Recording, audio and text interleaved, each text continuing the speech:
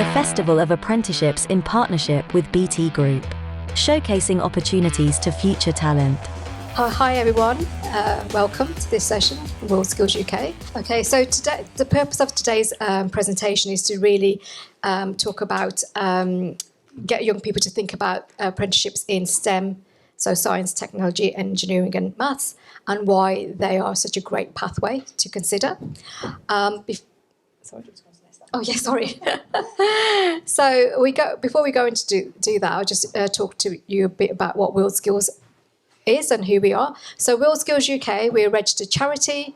We are a partnership between employers and the government, and we're actually funded by the Department for Education to deliver skills competitions to young people. We are a part of a global family of 80 countries that deliver WorldSkills competitions. Our competitions are open to students and apprentices, 16 plus, there's no upper age limit, and they are designed to test a young person's employability, technical and personal skills. And because our competitions are designed by employers, by going through our development programme, young people actually make themselves more employable in the sector that they are interested in. And we do deliver over 50 competitions in lots of different vocational areas, so anything from hairdressing, cybersecurity, web design, IT, the list goes on, and the full list of competitions can be found on our website. So that's just a bit about who we are.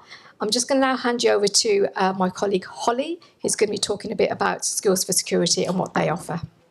Thank you. Hi guys. So yeah, Skills for Security, we're the UK's largest fire and security apprenticeship training provider.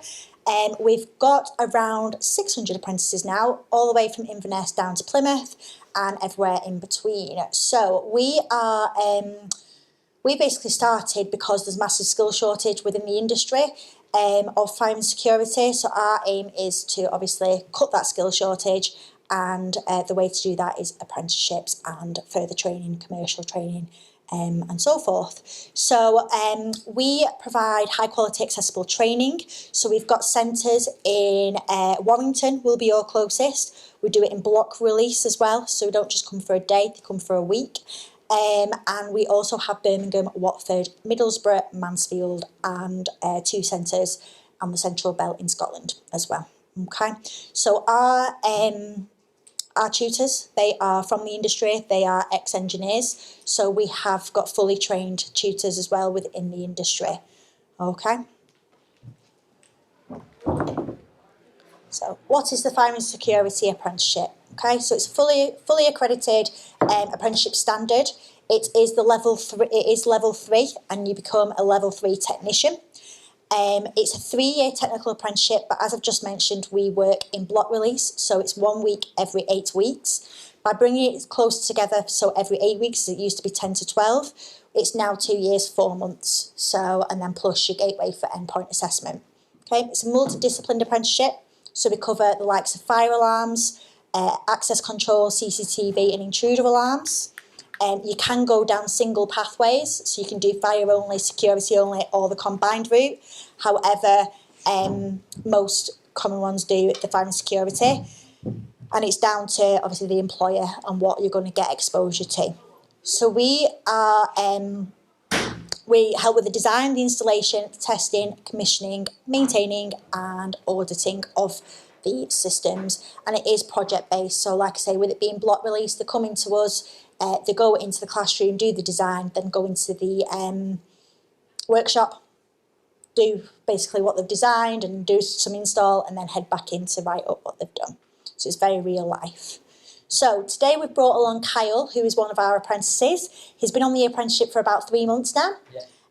So he's with EFT, which is one of our partnered employers. We work very closely with EFT. And we've basically brought him along to obviously show you the life of an apprentice, really, and ask him some questions. So, Kyle, why did you choose an apprenticeship? Just wanted to earn instead of learn, really. But obviously with an apprenticeship, you do both. I just wanted to do more physical activities rather than be in a classroom, because that works better for me as a person, but obviously everyone's different as an individual. And what do you do as an apprentice? Like, what is your day-to-day job role? I go around with a fully qualified engineer, and we do fire alarms, access control, and CCTV. And I basically just ask them questions. They'll let me do some stuff.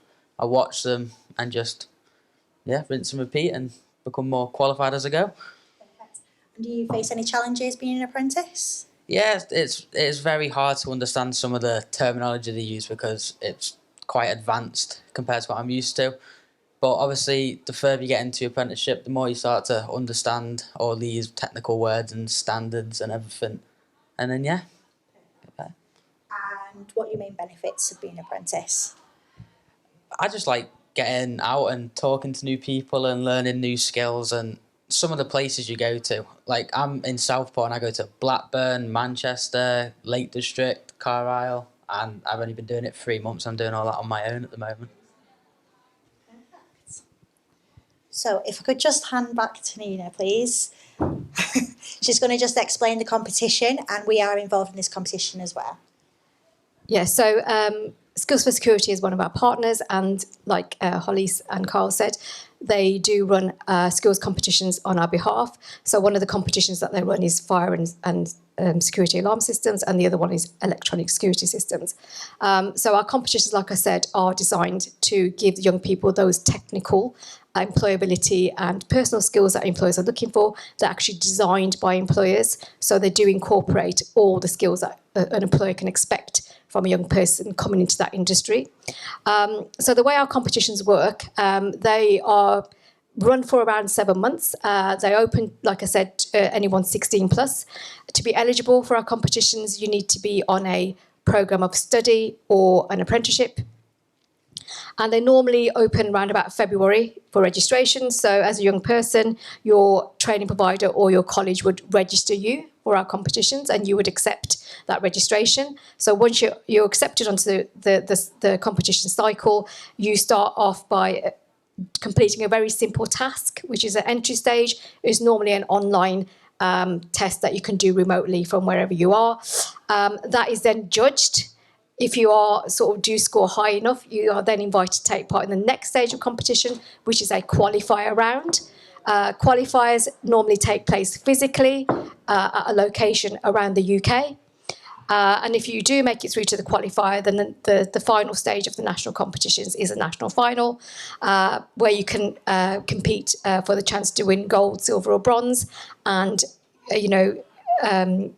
be one of the best young people in your skill area in the country. Like I said, you do not just get the opportunity to win gold medal, you do get an opportunity to meet people from all over the country. You get an opportunity to put yourself in front of employers. There's a lot of networking opportunities, and also there's a lot of positives for the young person themselves in the sense that they do become more employable at the end of the day. So that's kind of just a brief overview of our competitions. Further information about our competitions can be found on our website, WorldSkillsUK.org, and it gives you all the information you need about skills competitions and how you enter and take part. So now I'll just pass you on to Holly again. Thanks. Just to elaborate on that, so obviously Skills for Security are a partner with WorldSkills, and we do, like you said, offer the fire and security and the electronic security competitions. We have just done the national finals, semi-finals at Engineers of Tomorrow, so we do head up that, and then the finalists of that will go to WorldSkills, and this year it's in November. A lot of Kyle's colleagues were actually taking place, so you had about 3 or 4 taking place this year.